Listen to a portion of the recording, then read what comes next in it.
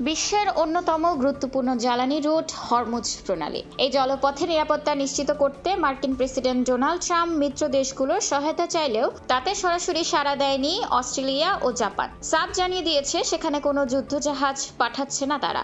অস্ট্রেলিয়ার পরিবহন মন্ত্রী ক্যাথরিন কিং স্পষ্ট করেছেন, হরমুজ প্রণালীতে জাহাজ পাঠানোর কোনো পরিকল্পনা ক্যানবেরার নেই। তিনি জানান, অস্ট্রেলিয়া বর্তমানে আরব আমিরাতে শুধু আকাশপথে প্রতিরক্ষা সহায়তা দিচ্ছে, যার মূল লক্ষ্য সেখানে থাকা অস্ট্রেলীয় নাগরিকদের নিরাপত্তা।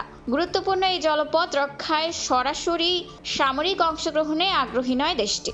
অন্যদিকে জাপানের প্রধানমন্ত্রী সানায়ে তাকাইচিও দেশটির পার্লামেন্টে একই বার্তা দিয়েছেন। তিনি জানান, জাপানি পতাকাবাহী ট্রাঙ্কার পাহারা দিতে নৌবাহিনীর জাহাজ পাঠানোর কোনো সিদ্ধান্ত টোকিও নেয়নি। নিজস্ব আইনি কাঠামোর মধ্য থেকে বিকল্প কি করা যায় তা নিয়ে কাজ করছে জাপান। উল্লেখ্য, ইরানের কড়া বার্তার পর হরমুজ প্রণালীতে বর্তমানে এক ধরনের অবরোধ পরিস্থিতি বিরাজ করছে। বিশ্বের মোট তেলের 1/5 এই সরু পথ দিয়ে সরবরাহ হয়। এমন উত্তেজনার মধ্যেই জাপানের প্রতিরক্ষা মন্ত্রী শিনজিরো কোইজুমি কথা বলেছেন মার্কিন প্রতিরক্ষা মন্ত্রী পিট হেগসেথের সাথে।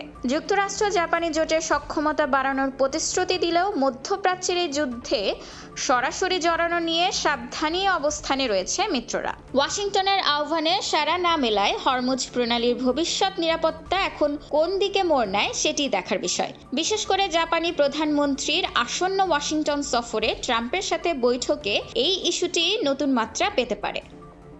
খোলা কাগজ, ঢাকা।